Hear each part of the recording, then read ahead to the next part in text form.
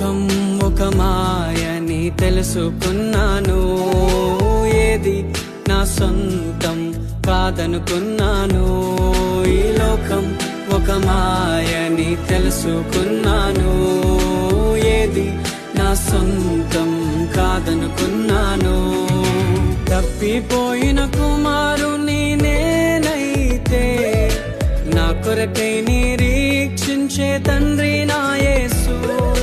తప్పిపోయిన కుమారుని నేనైతే, నా కొరకై నిరీక్షించే తండ్రి నా యేసు.